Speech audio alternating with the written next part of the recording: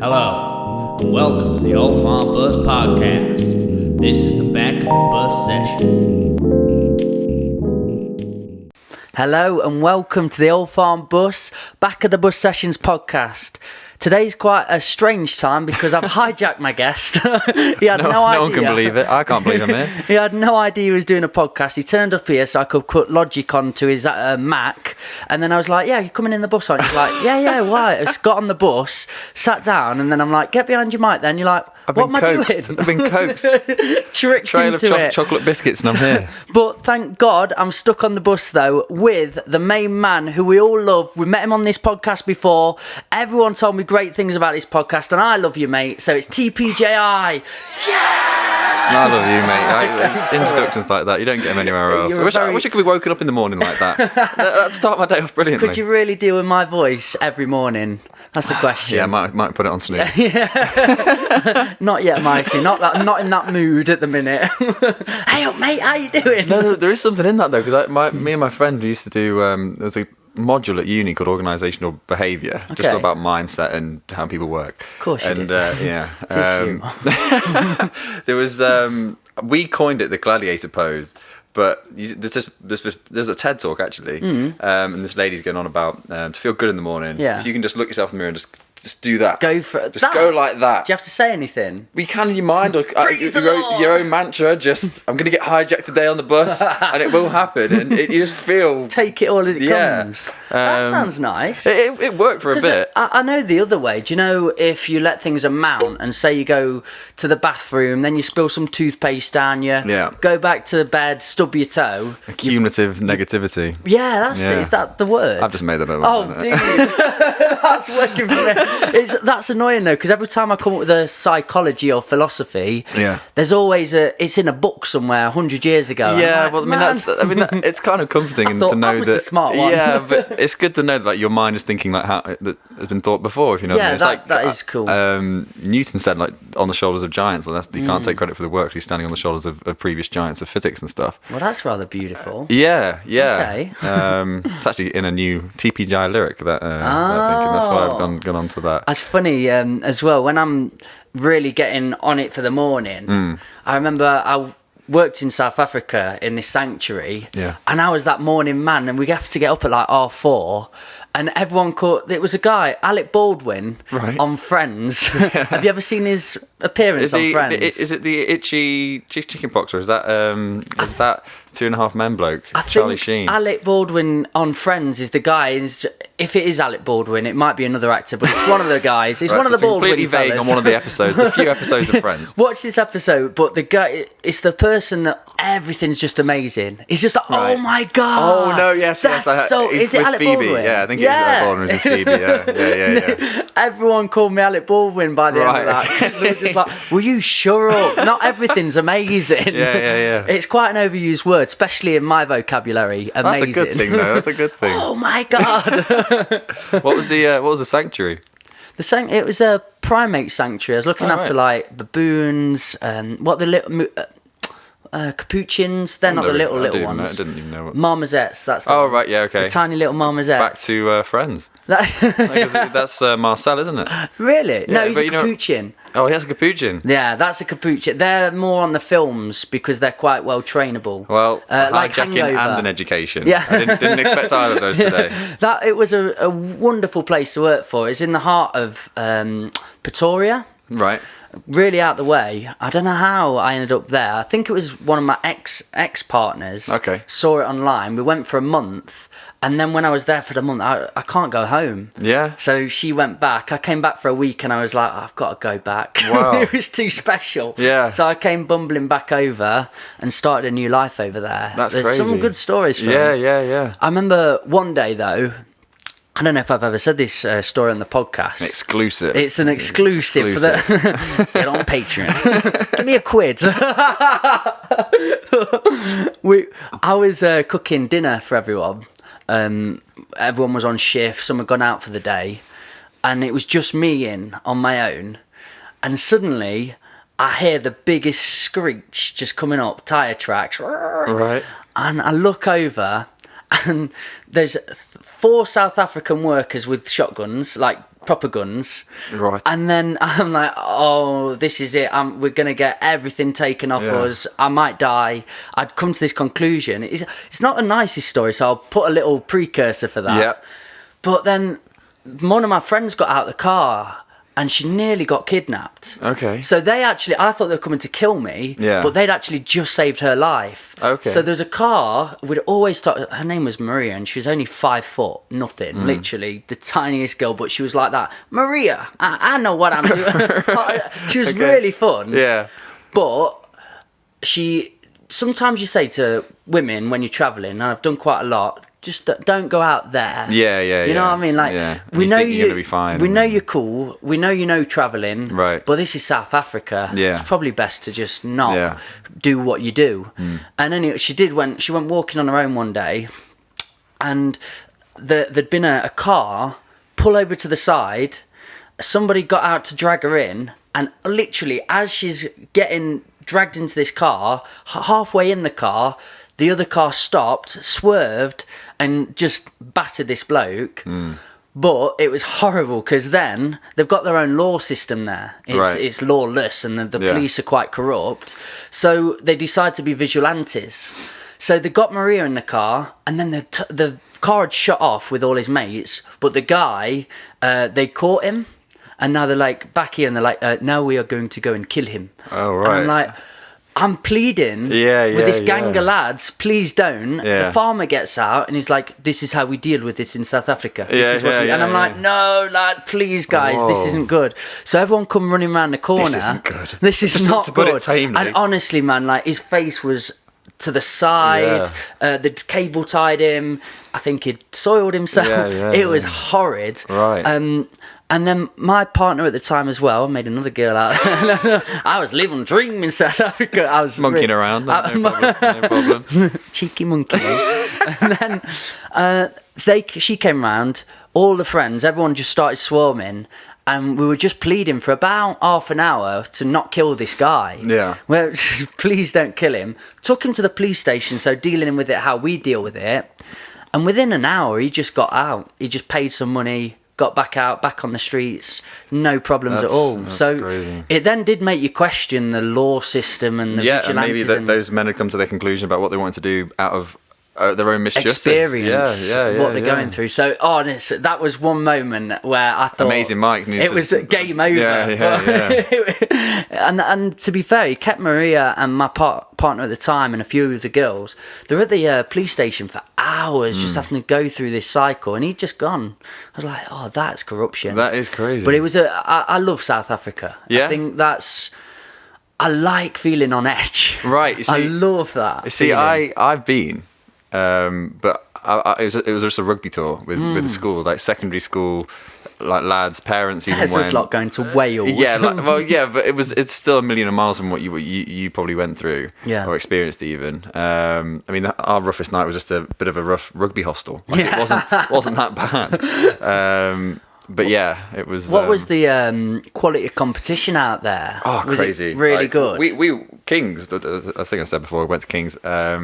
Really good school, really good rugby school. We had some like big boys there, some like seriously some boys that like taken rugby to a high level, played for Leicester Tigers and all that kind of stuff. Amazing. Not me. Could you have got to that level? Do you think?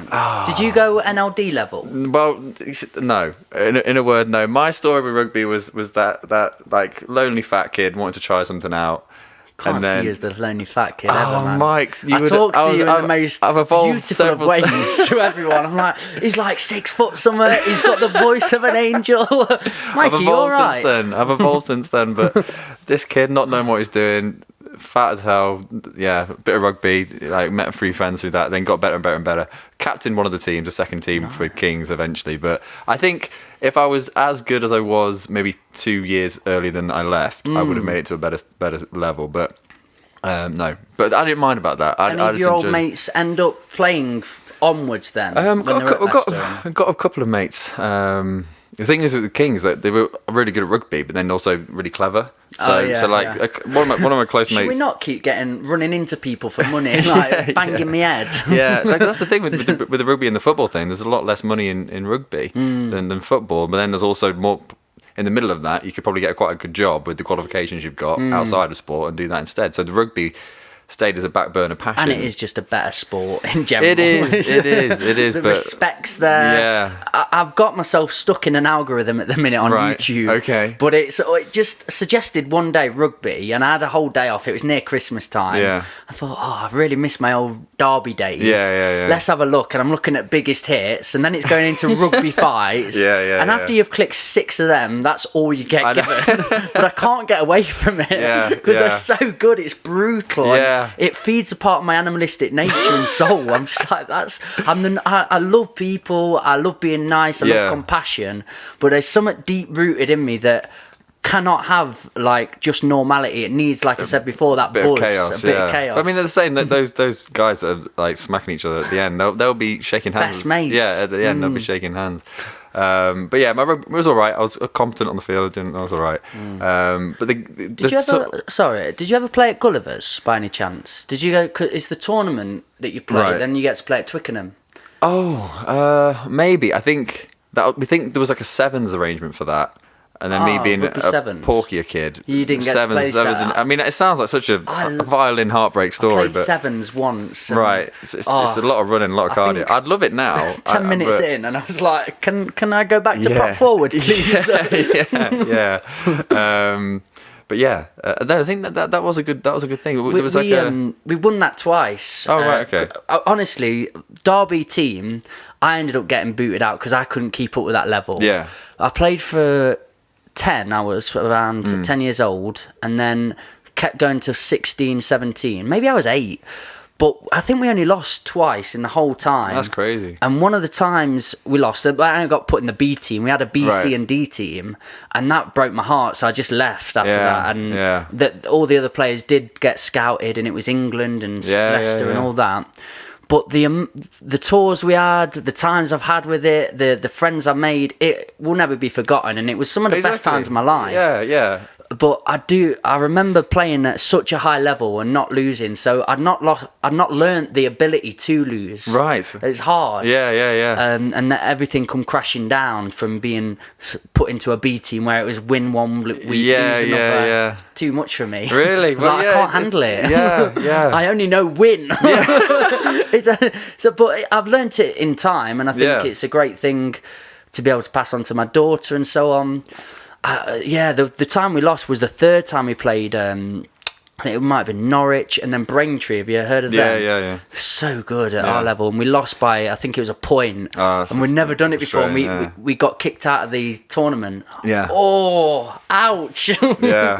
Thinking of it now, this hot coffee. I mean, because I played for Kings and I played for Newark as well. Right. And Newark side was really good as well. They were at your age, weren't they? Yeah, we had. It's the NLD, isn't it? Yeah. Nottinghamshire, Leicestershire, and Derbyshire. I think we won that 2 or 3 times in our. But then the competition gets a bit too far in between the parents on both sides. I tell you what, that's the worst. The egging isn't on it? and all that kind of stuff, and just the slights and the stuff that's just not needed. It got a bit too much for me and silly, I think. My dad is the most calm, civil man you'll ever meet. Yeah. One day, I remember we'd had a maul, and then one of their players was horrible, and he just had me by the throat, but he was trying to choke me out. Right. And my dad ran on the pitch. he's got like a 14-year-old in his arms, yanking him about. Get off of my son. So the most proud I've ever felt of my dad in a moment now. I was that's what we want. That's He was going mental. That's incredible. Seeing him in sport, because he was a semi-pro footballer. Right. And then he went back to play at Veterans for like Heanor Town, which was sort of semi-pro. And just seeing him turn on a pitch, he's this an evil human. It's a level of professionalism, isn't it? Really, when you do that, it seems like boxers and stuff when they finish. Well, MMA is more so for me because obviously you get properly messed up in an MMA fight, you're choked, you got the sweat and blood all over you, and then at the end, like Conor McGregor will go, that was a fair fight, like with the cowboy. I can't remember what his actual name is. Cowboy Cerrone, or Nate Diaz. No, I think it was Cerrone was his last fight when he had those elbows and that was like with the head kicks. Yeah, but even then, like it was Cerrone's grandma, I think, or auntie or something, came in the ring, and Conor was just like, that was massive respect for that. He's fighting again actually this month. McGregor. Who's he fighting? Begins with a P. It's It's POI. Poirier. Poirier. He's fought him before, hasn't he? Yeah. There's a bit of bad blood there. I must admit, I nearly only follow it because of how much I respect Joe Rogan. Right. Like, just his grind and how he's like... I think it was 3 years ago, but every so often I'm listening to the podcast because I'm finding information, people I'd never listened to, neuroscientists, agriculturalists, all that sort of thing. Yeah, that just gets anyone, yeah. But then every so often he had an MMA week. Okay. Because that's obviously his thing. Yeah. So I thought, I've got to listen to that. Yeah. I've been listening in, hearing all these names, but the enthusiasm and the passion that he expressed through it, I was like, do you know what? I've got to check it out. What's kicking off? Yeah. And I watched a few fights, and it fed that nature of me. Yeah. I've got to see what's going on. Yeah. It's really so good. I thank it for Joe Rogan to that. I've got a bone to pick with Joe Rogan though. Oh come on, I'm in. I've got to protect him. If he's listening, Not a Spotify thing, is it? No. It's an advert he does for a vitamin tablet. And it's called, I can't remember what it's called. It's like brain... Alpha Brain, yeah. And I don't know, because he's also so quick to critique those kind of things. When it comes to health and fitness, like eat your stuff that you need to eat and train hard, like it's your last day on earth and all that kind of stuff. And then suddenly he's bringing in this, but this is genuinely making my brain function at a high capacity. Fire from all cylinders. Yeah, and it's just a bit... Do you believe in or have the ethos just wholesome foods, or do you think supplementation is... You see... Added. But there's a bit of hypocrisy what I said there, but I mean, yes, I mean my favourite shop is Holland and Barrett. Now. Okay, so you like do 100%. I've been in there. I went in there over I went in there the other week and had like probably like a 40-minute conversation with this lady, just so different. Because I take collagen now. It's good for the skin, good for like joint recovery and stuff like that. There's a difference between bovine and marine collagen, apparently. Okay. And apparently the marine collagen is better for you, so have that. I've been advised it a lot, especially for joint. I just feel in the cold at the minute. Yeah. I'm really achy. I'm 27, man. I'm in so much pain. Yeah. Well, definitely get some collagen, and like cod liver oil. This thing is called ginseng. I take that as well. Okay. That's like a... So carry on then towards the supplementation. Yeah. And why you've struggling with Joe on this because one. It just seems like a sellout of his own name, and he doesn't need to do that. He's got the money. Well, it's his company, isn't it? He runs it? Yeah, with a guy, Albury. Okay. And I think a lot of the time what he does is when he says, oh, this is bullshit in a jar, or this doesn't work, that doesn't work. Yeah.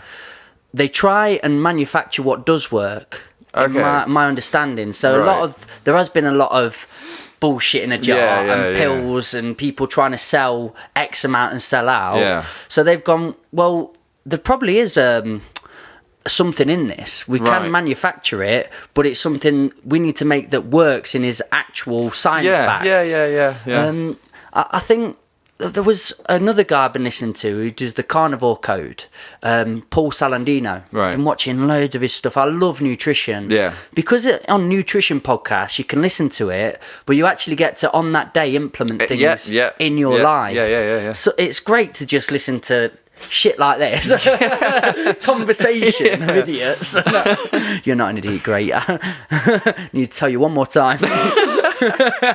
But that's cool to an extent, and sometimes it can just be a familiar and friendly voice, but I really like information that I can go away with and work on. Yeah, that's why I like the running, because it's something you can implement on that day, like that breathe, like 2 in breaths, 1 out breath, you can do that straight away, that kind of stuff. And he's, again, does desiccated organ meat. Okay. So it's all in a pill form, but he believes in the nose to tail carnivore approach. Okay. And speaks quite negatively about plants and toxins in plants. And when you start to simplify things and look at the evolution, like animals have got escape mechanisms with their legs and movement, and they can get away. Yeah. Nothing wants to be killed. Nothing wants to be eaten. So when something's been rooted into the ground to deter insects, people from picking it, it's got mechanisms that grow toxicity in the plants. And that's why a lot of people are getting flare-ups with certain plants. Okay. I'm educating myself, learning all the time and taking in all knowledge, and I have great debates from some of the top nutritionists, top pediatrics. of existence from America, from UK. I find it all fascinating, and I'm just listening in. But he's somebody again that's got a concept. I don't think it's just a fad. I think he's put a lot of his degree into this. I've never heard that. I'll give you the book. I've been given a book. It's so good, man. Yeah. But again, he's seen something that's a gap in the market. He said, yeah, but then you're buying this bullshit in a jar, this, and this. Yeah. But here's something that may work in a jar. That's my problem with it, is that when you, especially in fitness, when people are a bit of a lost cause, they've been doing something for a long time, and they want a change or anything like that, anything that is the extreme, and you can sell that it may work. Oh, you've been doing this for so long. If you also, by the way, you do it for another 3 years, you can get exactly where you want to go. No one tells you that bit. But oh wait, I've got this pill in a jar, which may work, and because it's an extreme, it's something new. I'm the same with this ginseng. I don't know what it's doing for me, but I'm still taking it. I think some of it's natural forms of things as well, and it's got, I think, lion's mane and certain. Have you heard of lion's mane? No, it's definitely not actually. It is stuff that's known to be very good for the brain. Okay. And so on. Again, I've never bought supplements really. Yeah. I've tried to go from whole foods and take that approach, but there was days where I didn't feel my brain was firing, not working. I felt a bit lower, a bit more anxious, and I've liked the idea of dipping into some supplementation that has got wholesome things in it, and not all like these 100%. E numbers and X numbers. But I think vitamins are very important, and he's always spoke quite openly on the importance of vitamins in the diet. Yeah, I believe. That plant thing's throwing me off. I'm thinking about it, because at the same time, yes, there is toxicities in a plant and everything, but at the same time, a lot of the way that a plant gets dispersed is being eaten and then obviously disposed of by the animal. And for that to happen, it has to be attractive to that animal. It has to have all the nutrients in it, like herbivores. That's how that works. Well, I mean, an interesting perspective was like, if you want to simplify this too, if you went now and just started foraging around certain plants, there's like a 90% chance you're going to die an hour in the day because of how toxic most plants are. I think there's like a 10% of what we can actually eat. If you think of animals and animal meat, it's the other way round. There's barely any toxins within meat. But then when we go all the way back, and I don't really know the full anthropology of it all, but fire, we must have eaten something before fire came along. And obviously we weren't eating raw meat because we wouldn't have had the capability. This is what's the ape brain theory, the stone ape theory. That's it. Say words together and then suddenly it all comes. the stone ape theory. One of the biggest pieces of evidence of how the human brain evolved to the way it did, and it literally doubled in size where no other organ had done that before. Is because of the including of meat and the and fire. And then they're looking at the most successful ancestries that we've got still alive to date now, which is the Hadza tribe. Right. And that's where they're studying from. And their main dietary needs are all from the whole organ, the whole everything, the whole meat. And it's mainly meat. They don't forage much, but in terms of survival, when it gets too cold, to anything they've not had a catch, that's when they revert to going and picking plants and seasonal fruits and things. Okay. But that's pretty much where the studies are coming from. And a lot of that was saying, going back to your ancestries, particularly the Hadza tribe that have evolution been so successful. That's where the book's evidence-based from. And a lot of nutrition and sciences stem from, I believe, being the good choice of words with a pun. Fair enough. Stems on this podcast. Fair enough. I'll give you the book, but I am nuanced with anything. I love learning. I can go down one path, but never be stuck or sold to it. Because I tend to try and go what works for me. And I've been diagnosed with celiac. Had a bad stomach for ages. Stopped eating wheat. Stopped eating so many things, but still having flare-ups all the time. And chucking down kale, spinach, potato, things I thought I could eat. I went, well, you know what? This is interesting. I like what he's saying. I like how he's presenting it. Really well put together. I'm trying it. And it's the best I've ever felt. That's fair enough then. It's the best. Fair enough, And I feel that if I got my blood works done, it might not read to what the mainstream accordance is for your cholesterol and X, Y, and Z, but you feel alright in yourself. Have we had that misrepresented? Has that been? That's true. It's true. You've got to question everything, really, haven't you? And you've got to you live off your own how you feel and everything. I'll send you that podcast through. Yeah, I highly recommend it. But last week I had a really good friend on here, Praxis Probiotics, right, who's doing amazing things in community, and he's completely plant-based and the whole other way around. Yeah. And listen to how he ferments the plants and gets rid of the toxins within plants, and he, also in this book they do believe that plants are great for medicine. He's not disposing plants totally because they're great medicine. He just doesn't think they're a diet or nutrition. Right.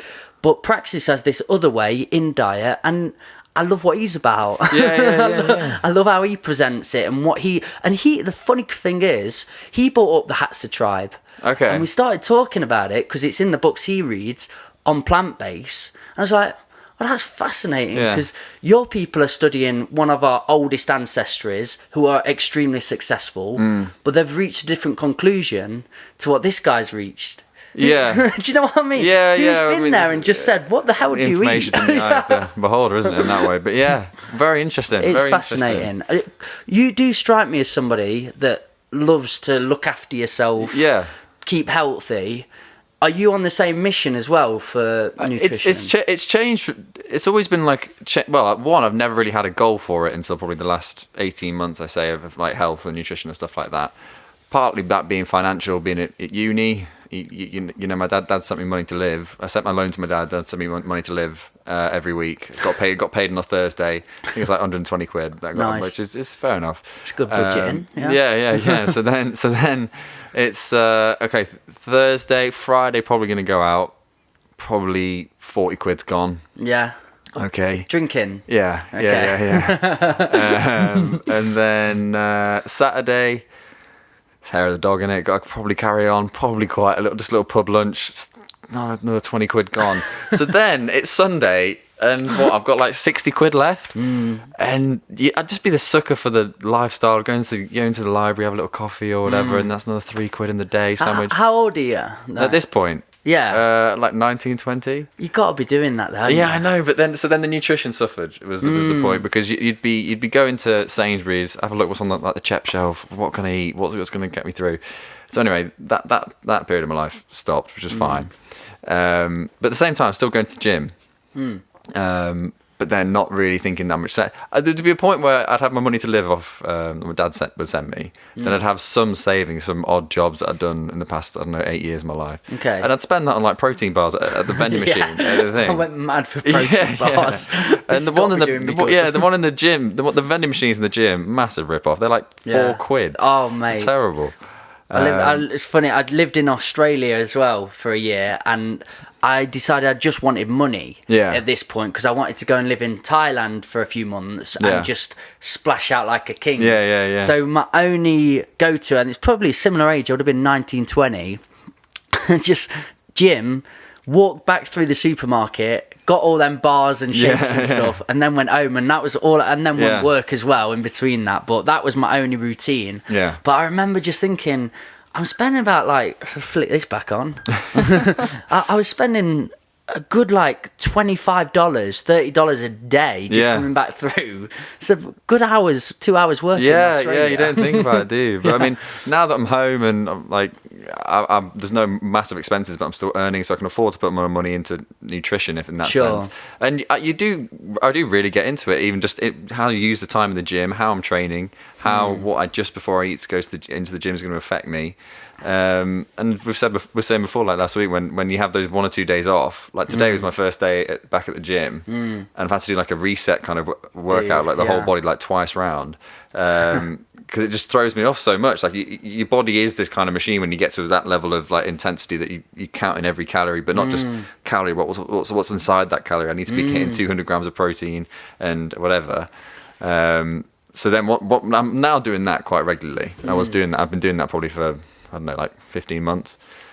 I'm 27 now, and I reckon while I was doing this Australia thing, it's the first time I saw sort of definition in my body. I felt good in myself. Trailed off after that, found women and substances and drinking again. But doing this diet that I've been doing, honestly, it took me about 3 to 4 weeks of exclusion diet. So it was just eating meat primarily, but still getting all my nutrients from the right sources, liver, kidney, anything like that. But the transformation in my body and physique, everyone kept going like, your face is thinned out. But that's funny from what you said there, though, because I've had like now 2 weeks of, you know what, Christmas time, let's let it pad out a bit, let's have a bit of fun. I've just ballooned, I just looked at it today. It's horrible. When the body gets used to something, it really tails to that, doesn't it? Tailors to that. And as soon as you go, do you know what, body, we're going to try this out. Like, it just goes, hang on a minute. I think of it, so there's like 3,500 calories in a pound. And that's obviously muscle fat or whatever. But in my head, I'm sitting there like, one of my favourite biscuits is the dark chocolate ginger biscuit. And I know if I have like a full packet, like a family box of them, which I could do, that's like half a pound, like just there and then. Are they your worst clutch? I'm pretty bad for them. Like 3 with a coffee, easy, and then you have like 3 coffees a day. You take 10 biscuits deep. Like, that's a good amount of calories in there. Yeah. Bit of sugar in your coffee? Or? No, I tried. Another reason why I was fat as a kid was vanilla lattes from Starbucks. I used to get the train to school, so the coffee shop would be there. Wake up, oh, I've had a hard day, so I'll also have a vanilla latte as well. I'll just chill out. 60 grams of sugar in one of them, like, they're awful. So I'm pretty conscious about that. I try and not stay with coffee. Were you a nan kid by any chance as well? Yeah, I mean, God bless, I was. It's all adding up now. I get you more each time I meet you. I'm like, this is why we're so similar. I was at the point where I'd have to have a naughty drawer. It'd be called a naughty drawer. Okay. And I'd be thumping through the kitchen. Not all the porn then. No. And then Tom's going to naughty drawer, and then Russell, and I come out with a marshmallow or something, just shove it in my face. It's a sucker for Kinder eggs. Yeah, and my grandma is the loveliest woman in the world, but she is such a ridiculous feeder. And she used to, because she's like, there's barely any chocolate on it. But I was like, but I had 7 every time I came. It amounts up. My mum's the same, and I think it was my 13th birthday. I had a couple of friends around. It's still like a thing now, talked about, that my mum, oh, you don't have to, but you can.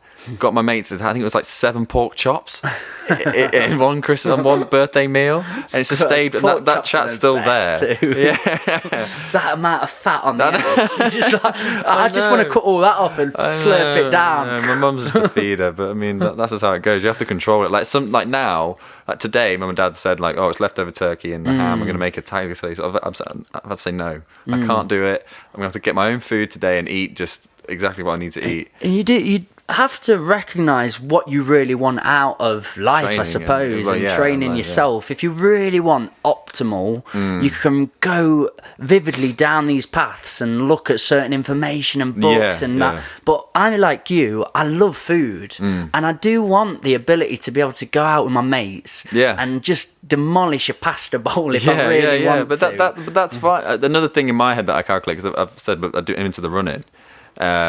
And it's something like a half marathon is like 2,000 calories, and then a 10k, which I'm happy to do 10k. That's about 1,000 calories. So then I know how hard that is, or anyone that's done that would know how hard it is. And then it's so easy to in half an hour you can eat that back straight away. But it's funny what you're saying there. It's something that Lamborghini have said recently, or as part of their marketing. They're always my philosophical go-to.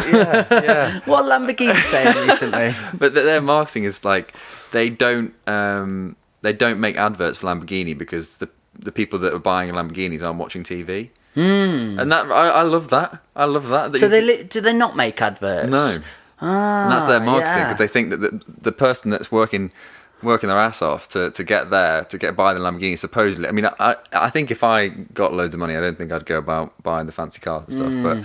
But I just like that mentality. I get that, and I think the only time I've seen Lamborghini advertised actually is in like magazines. So it's when people go out, love cars, and they're going out their way to look at the newest sports magazines. But so if people are making the money to buy a Lamborghini, they're not sat watching TV, and that's what I admit. Like, my dad said, "Oh, this is on Sky." Whatever. I never watch TV. If I'm At the minute, I was listening to that Ricky Gervais podcast in my spare time. That's always on. Yeah. But if not, like I'm trying to set up the studio at home, trying to do this, write this, do whatever. And it's what I love about you, man. You're a mover and a doer. And I respect trap the me hell in here, out then, of it. then you make me blush. Tell you how good you are.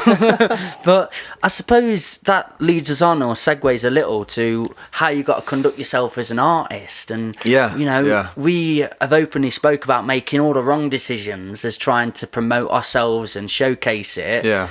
Have you found a way that works for you then? Have you found something? I'm getting there. It was interesting. I mean, I was in the 5 minutes you gave me to prepare for this. I was thinking, what can I talk about? Right off the cuff spontaneity. And there's something that stayed with me that when I released my first song, "Unrequited Love," I got a record label was interested in me. Wow. And they said, "I've heard you on Spotify, Discover Weekly." Just messaged me on Instagram. I went to London to meet them. They turned out to be a Scandinavian company, a record label, but it's still a cool experience. And it was a Viking track, though, wasn't it? And I had to sit there, like, present myself to this artist. It was a good experience. But she said, like, this is good, but you'll be there in it in 6-8 months' time, and you would have looked back on the music that you're making, thinking, what is that? Like, you can make something like not. I think I can make better music for one, but you'd be making a completely different sound, and that's why I'm at now so excited because. The EP was that for me, it was something that I would be writing down as just a mantra, as just something to affirm to happen, kind of thing. And that happened, and it was slightly overwhelming and underwhelming. It was like, well, what do I do now? Have I lost this journey? I've crossed the line. What do I go on another run? Like, what do I do? Yeah. And I really struggled with that. And then. You helped a lot, to be honest, because I had. No, I'm the blushing one. I mean, first of all, just the energy that you gave with the video, that kept me going. So I'm still TPJI. I've got this video coming out. That's really good. There's more news to talk about. And obviously, getting me involved in this track that we've got coming out it just more and more kept me going. Yeah, I'm really excited about that. It just kept my mind in there. Like, just keep pushing. Now I push through that. As I said, I've taken on more creativities. Like that guy in Australia that came and asked me to make a song, and that was crazy. That's still going on. So have you come to that conclusion of what you want to be as an artist, I suppose? Do you like the forever evolving artistry? At the minute I think I'm too young in it to not just inexperienced to know. I'm just throwing myself at whatever I can do. At the minute I'm because my first two songs were heavily about love and a girl. I wanted to write about anything but that. Because that must be quite strange. I think I had a similar experience when you've not been doing art for a long time, really, and music. We got into it quite late, and then you bring one or two things out, but straight away it's just like record label. I performed at a Russell Brand concert within the first few months, and we're both just like, hang on a minute, what's this game? Have I just cracked it? And that's, I think, what I'm trying to definitely not do is to think that there's no way near. I mean, I'm going down to London hopefully in the next few months. And I'm going to throw myself at the scene there, see what happens. I mean, that's obviously, it's a harder place. A lot more people there that are making music as well. Equally, if I don't look at it as competitive but as collaborative, that's loads of opportunity. But at the same time, like I said to you before, I'm at this fork in the road where I'm balancing these two pretty big plates of quite a decent music artistry so far, like a lot of potential. And then now, what I've been drilled into me since I was like 13, like GCSEs, A-levels, get the job. And then I've finally hung out and got this job. So throwing myself at that as well. And then it's... I've said to my friends I feel like Miley Cyrus and Hannah Montana because I'm living this complete duality. Oh, Britney, don't start going like me, mate, and chopping it all off. So in terms of where I'm at with it, I'm really proud of where I'm going, but I would never rest on my laurels. And I say to my friends that your work should be like the third thing that you talk about when they ask you what you've been up to at the pub or over a pint. Well, you can't do it anymore, but that kind of thing. And depends on the individual, doesn't it? Some people thrive for that job that they're doing. More so now than ever. So, you know, when they're meeting up with you, maybe they're just speaking really passionately about it. And that's even better. If they both align, that's even better. You are right. I think I'm saying that what the third because my head's been my like passion and also like where I've been kind of educated to go, if that makes sense. They're so far apart. What was the very moment then that took you to the pen, took you to the piano, and you thought, I've got to start expressing myself here? It was just I don't know. I remember one of my not earliest memories. One of my early memories as a kid is going up and down on the lane on my bike, just mumbling really bad lyrics to myself. Could you hear yourself? Did you go, I've got a nice voice? Like, I don't know. I've always sang and had a go and tried to get involved. Tried the X Factor. That was awful. Did you give it a go? Yeah. What did you sing? Well, I sent in a video of me singing Arctic Monkeys. I bet you look good on the dance floor. Yeah. So it sounded pretty cool. And then I just didn't want to do the queuing in line and everything because I wasn't that committed. Sent the video, then got to basically a stage that's past the queuing in line bit, and then went to London again, and just building in London that you go to, and I woke up my girlfriend at the time, like 6 o'clock in the morning, like, you're supporting me in this, I'm sorry, you've got no choice. I'm going to make it, so latch on, or I will forget about you tomorrow. Carry on the cape, hold on to it. So yeah, then they came down, and then you sit there, I got my keyboard, and you go into this little room, these two women who are judging you, and then in every which way. And then just completely, I didn't even prepare, like I wasn't even, I wanted to do it, but I was just kind of bobbing along. And then you sat next to everyone, like, oh, I hope I get the golden ticket, because you actually got a golden ticket. Yeah, I've done this process. I'm listening to you. I'm like, I did it myself, so I'm listening like, it was awful. And then obviously didn't get it. I was a little bit I was more embarrassed because I was like woken up my girlfriend at the time to come, and then she's like, I came out and her and Dad's face was just like, oh, you didn't get it, did you? Let's go back home then. Home for 1 o'clock in the afternoon. Unbelievable. But still, exposure. And now I feel even just to practice, because again I've not performed yet, still not performed. But made harder with COVID and everything. But I do like I'll FaceTime like my best mate and just say, let's have a listen to this. And that I'd be shaking. I'd think, oh, I can do it. I'm TPJI, I can do this. And then at the moment, be like, oh god, this is horrible. But now I can do that quite happily. It's why we get on really well, because I feel a lot of similarities in our journey. Yeah. Like what I was saying, getting into it late on, but there's a lot of naivety 100% inside our hearts. Yeah, like I've had it all the way along, but somebody said that to me in a really negative manner, like, oh, you're so naive, you don't know what you're doing in this scene. But I've used that always as a positive, because the amount of situations I've put myself in that most people wouldn't, because they've built up a concept in the head of, oh, this is only where big artists go. Do you want to play a Russell Brand concert? Oh, I'm not incredible. A proper artist. Yeah. Do you know what I mean? You've got this beautiful innocence and naivety to your mindset, just to throw yourself at it. And I think if you just do it naturally and you just keep growing and bring a track out, do a collaboration, look into the film side of things, it all accumulates and builds up. And that's what you've got to do. And I think you never get to an end destination, an end point. Never, yeah. And even people that are on top of the game have made the millies. I have good friends with not made the millies, but made a millies on Spotify. Right. But even they speak in a bit of a demoralised kind of attitude, or oh, I went and performed in America, or I went and performed in this place, and then I got there and it was all a bit of a farce, right? Because the production team are sort of biting at you, and then they're telling you to look a certain way, be a certain way, act a certain way. They're like, oh, I was just enjoying it. Do you know what I mean? So I think keep your humbleness, 100%. Keep your realness. I am still. Like I pinch myself sometimes at where I'm at right now, but it's quite good. It's not amazing, but it's there. But in my head, I'm still just. Do you know Mount Street, and where it is? It's hidden underneath that carpet park, crazy place. Yeah. I was up the stairs to an apartment, like completely lost, and I still remember Charlie going, I can see you, mate, like, what are you doing? And that was the first time I met Charlie, and I can still remember that. I can still remember, like, oh my god, this is amazing in the studio, shaking, not knowing what's going on.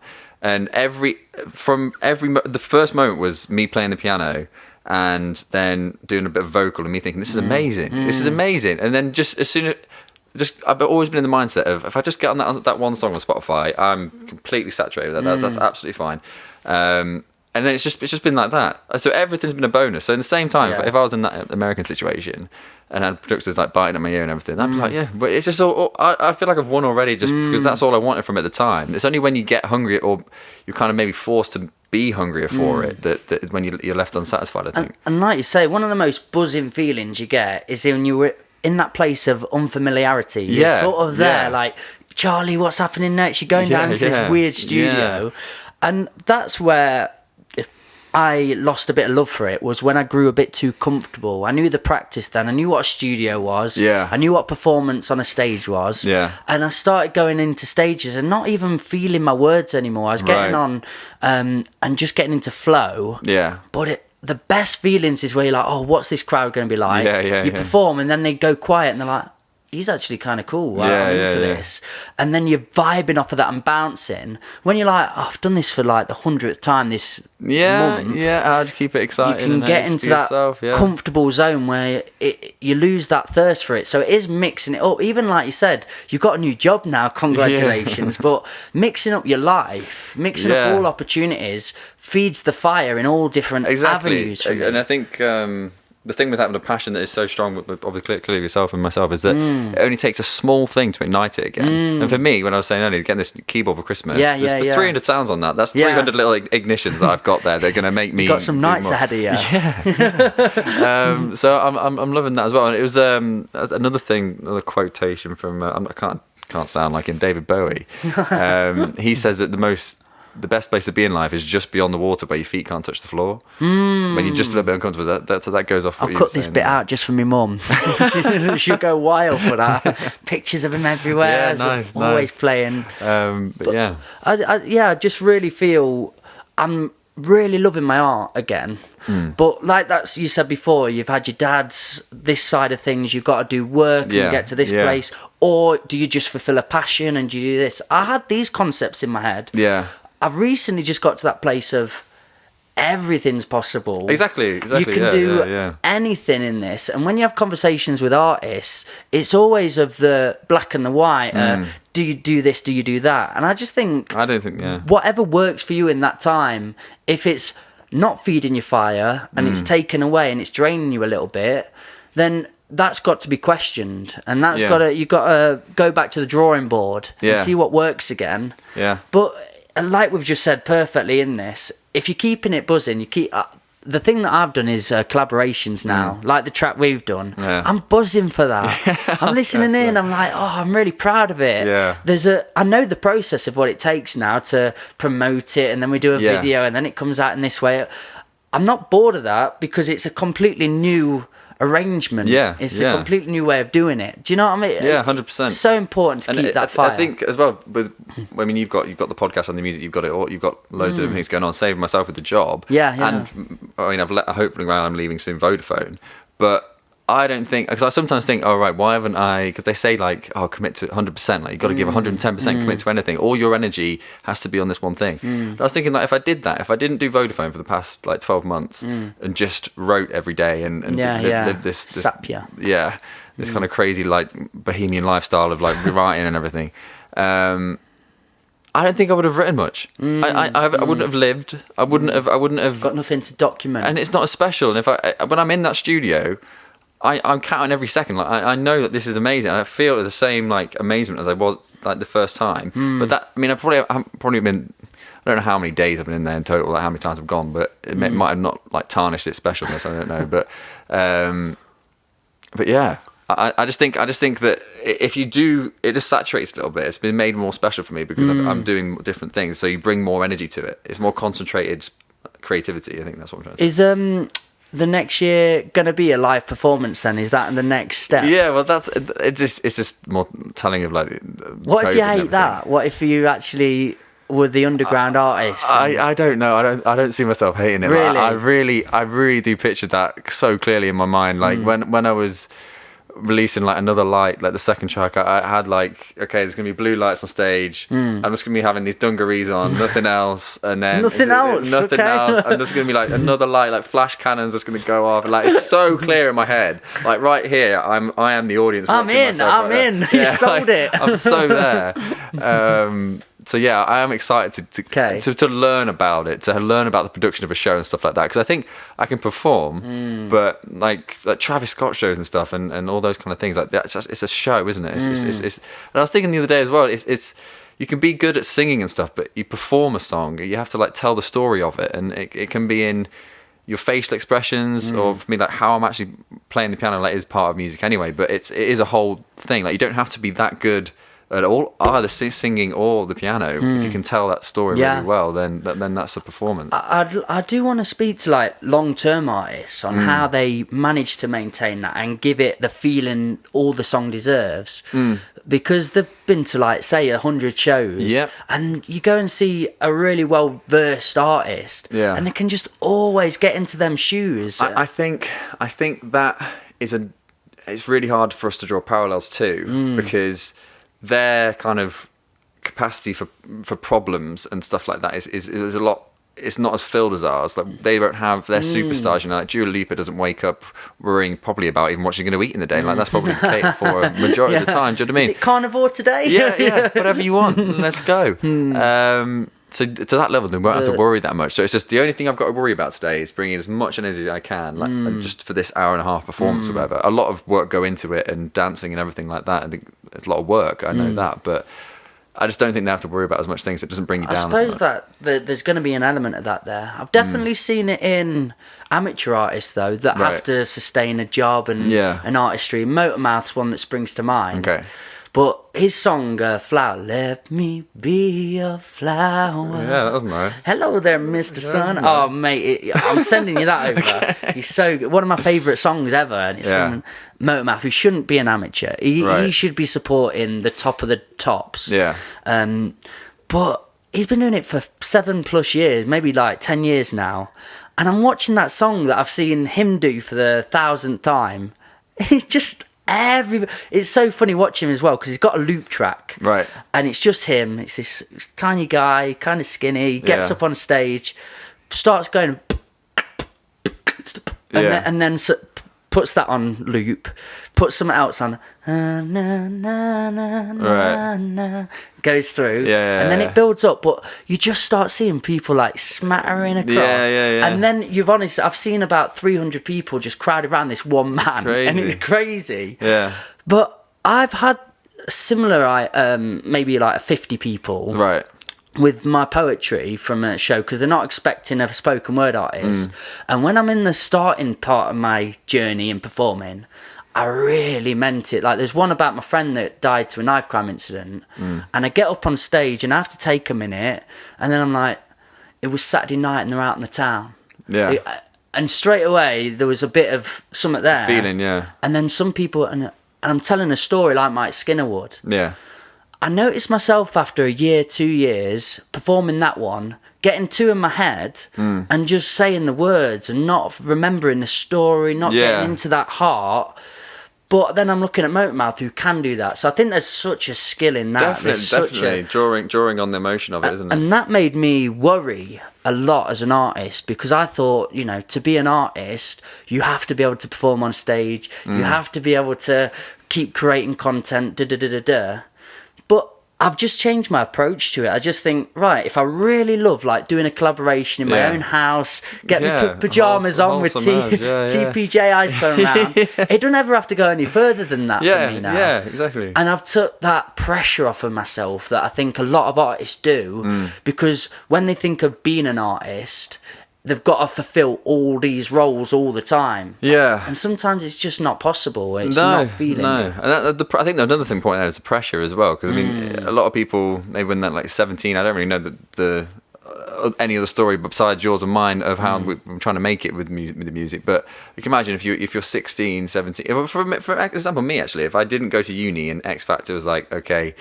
big revenge to the corporation, I'm going to make it now. Yeah. Not go to uni, not get the job, just... every day I'm just going to write songs, and they probably wouldn't be very good. And that's massive. But my part of that is because of pressure. Like I've got to make it. But at the minute, both sides of me are just slowly starting to make like success either side, and it's fine. Like both plates are spinning quite healthily. And it's what success is at the end of the day. You have to draw your definition of that. Like I played your song the other day to a couple of my mates at the gym.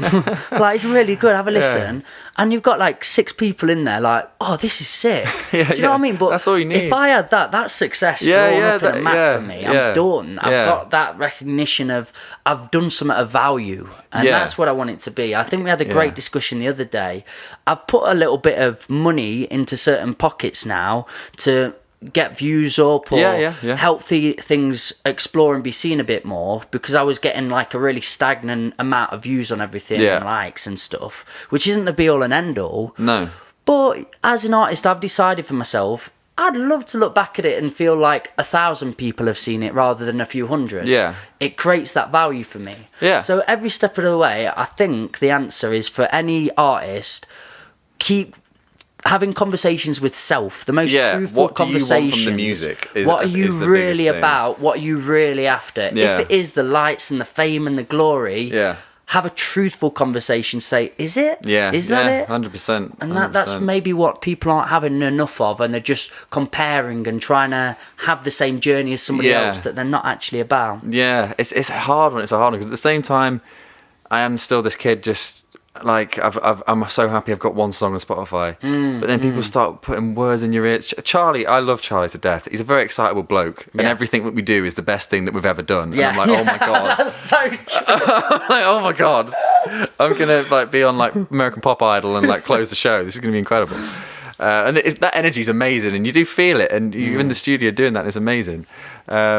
But then that's all I want from the music, I think. But then again, as I say, people start saying different things. Like the radio say it's good, and then you think more and more of it. And if you expect more of the music, you're going to get less, I think. I mean, the majority of the first EP for me was just purely cathartic. It was just me just laying down exactly what I wanted to say. I only laughing because I saw this piece of graffiti in Ripley of all places, Right. and it just made me laugh because, again, Ripley's been painted as a picture of this very, well, it's where the EDL bred from, BMP, hardship, so as it is. Yeah. But there was a piece of graffiti out there, and it said something really profound, and I think it was on like simple, but it said, expectation is the path to misery. Yeah. It's just simple as that. But I was walking through Ripley like, who It came out of was nowhere. set out to do Yeah, that? yeah. God, do you know what? I've been looking at this fence and I know exactly what it means. Okay, That's incredible. We're boosting up in the world. It's getting there. That's incredible. So, talking about spinning plates, because we've only got like 8 minutes left. Right, okay. As I've hijacked you, then you're doing a podcast now as well. Yes.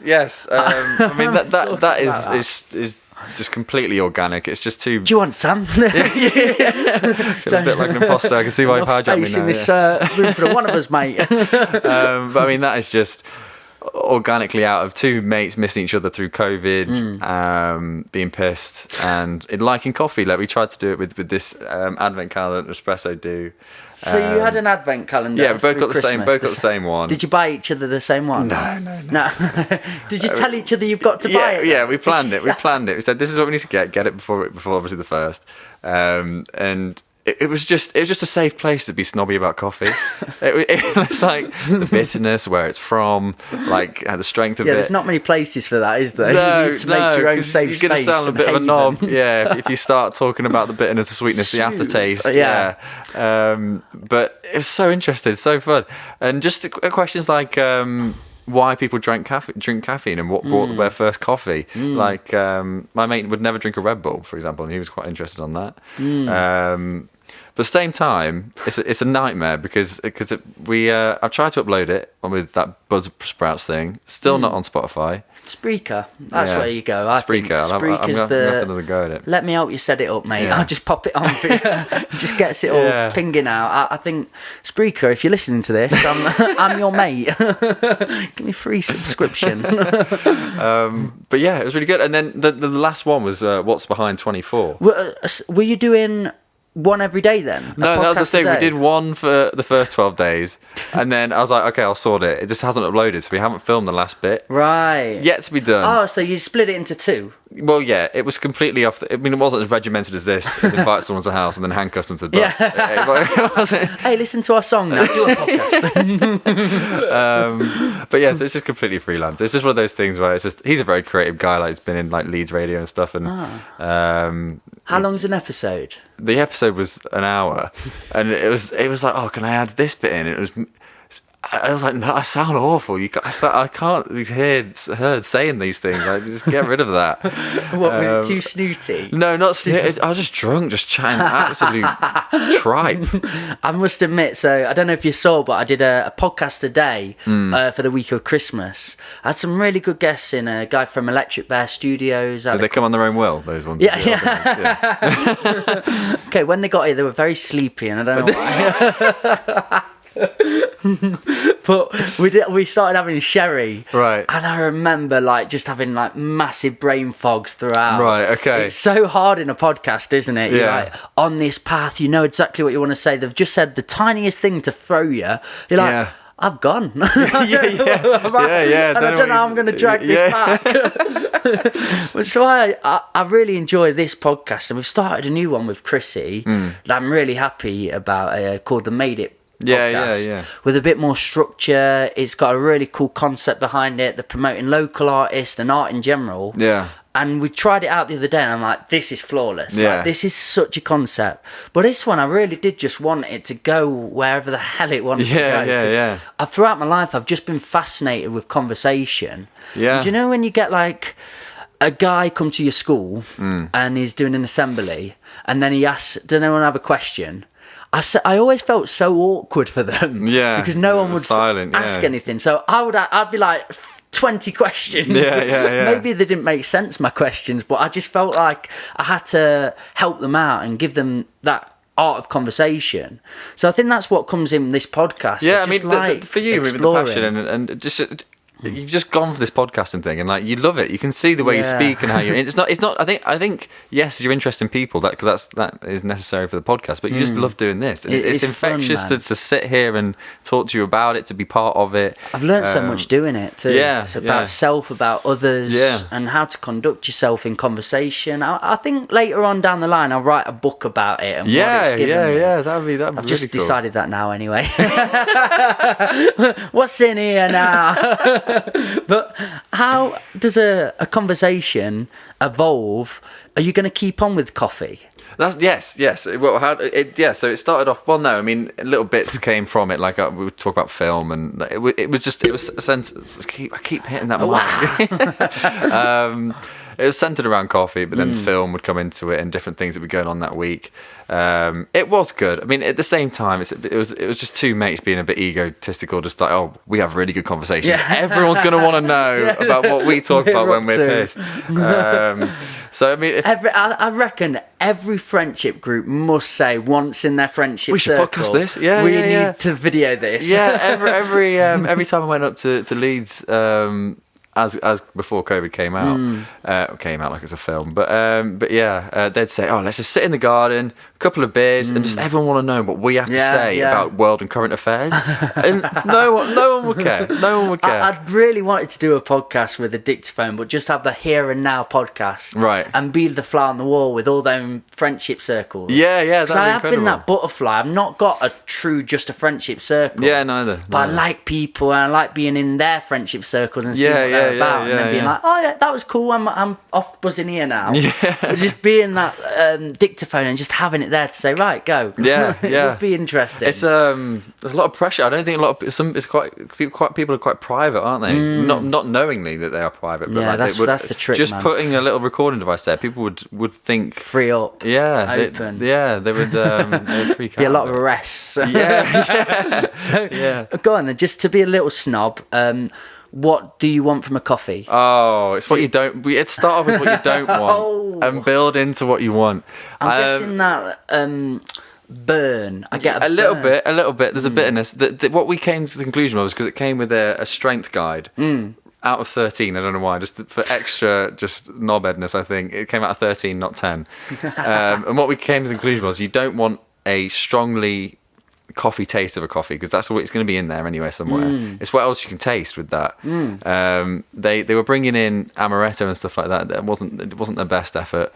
We didn't like that. And then there was one called Cozy, which it was just nice. It was sweet. It was earthy. It was honestly, yeah. It was honestly the stuff that we talk about on this podcast. I'm not going to give all the material here because I want the listenership to go and find my podcast. 2 podcasts in one. What do you want, guys? But yeah, as an idea, the Nespresso thing, like I'm going to probably go out and buy that coffee now. So yeah, fair play from Nespresso. I did back to my travelling days.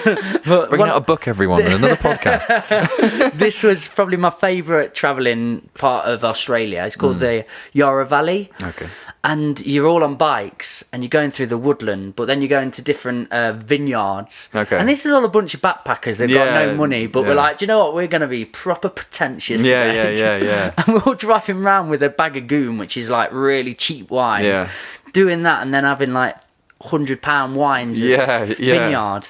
Oh, there's a beautiful moment where all these koala bears just like were having a little strut along, and I was like, this is Australia. Jacket, cig, we're coming out of one. Kept riding down, and then a kangaroo bounced across. I was like, this isn't a dream. Mental. But I learned doing that without a beep. Yeah. Oh, beautiful. Hey up. I learned doing that. They don't actually infuse the wine with the tastes that are on the back of the bottle. I thought when it says like blueberry or strawberry in that. No, surely I honestly not. thought it had that infused in it. Like a tea bag that they put in the wine. There was just some way of like producing that taste. I don't just know much. What connoisseurs are picking out. Yeah, isn't it? and it's one of those where you just have to trust what they're saying because they apparently know more. Yeah. Marco Pierre White always comes to mind for me. I really looked at him for a while and like did a lot of research on him. It just took a 3-hour talk in at Oxford. That was like my whole third year. I just didn't do my dissertation, just watched that in the library. Did you go to Oxford? No. He was at Oxford. Right. I went to Leeds University. That's more my soul, man. I nearly had to kick you right off this bus. Grabbed you in ear hijack. Now you're like, no, too posh for me, boy. But he won all these Michelin stars, and then the next thing that you get is 3 Michelin stars, and then at 5 red knives and forks is another rating. And he got to 3 stars and 5 red knives and forks. There's only I think he was the only restaurant in Britain to have that, and then probably another like 3 in the world. And then he carried on at that standard for another year. And then he just packed it all in because he thought, I'm now making food for people that don't know how to rate it better than I'm doing it. So I'm now the most qualified one in the room. And he just gave it up. So these critics know less about food than I do. And in some egotistical way, you can. I think that's my thought process to do everything that I create. It's you don't know what I want to make more than what I want to make, or what I'm happy with more than what I'm happy with.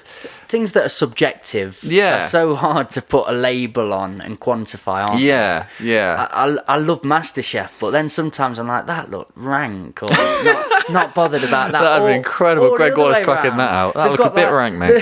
They've got this absolute masterpiece, and then he eats it, but then makes this face like, oh, what have you just done? That's the like, theatre it's not going to be like that. I know, but that's the drama and theatre. I get you. They've got to dramatise it, haven't they? We did well. That was a good path. That was coffee, wine, food, back to the music, back to the food. That was subjectivity. And you've got to go. I've got work. Have you actually got work? I've really got work, and it's an hour drive, and it's an hour and a half to work. We've slipped in a podcast somehow. Honestly, guys, have you got the key for these handcuffs? Because I really need to go. I really did. Like, I looked through our conversation because I was like, I've definitely said. Definitely didn't. I 100% didn't. I was looking through like, I've not mentioned a podcast at all. Well, it's done. I mean, I've really enjoyed it though. So it's been lovely, mate. I think we could do this forever. We could. It is a pleasure working with you. I can't wait to have this track out. I can't. We're going to have a film out with it. We're going to be seeing lots more of each other this year. 100%. Let's go wild, man. Yeah. Thank you so much for being here. Yeah. You know who he is. Go find him. It's TPJI on Spotify and all the other platforms that you want to find him Always with the spoken word. It's got to rhyme all the time. Thank you very much, Mike. You just did it. Peace and love, guys. Thank you for being a part of the Old Farm Bus, Back of the Bus Sessions podcast. If you want to be a part of this podcast, get in touch, DM me. I want to meet people. I want to grow. Let's have a good time. See you soon.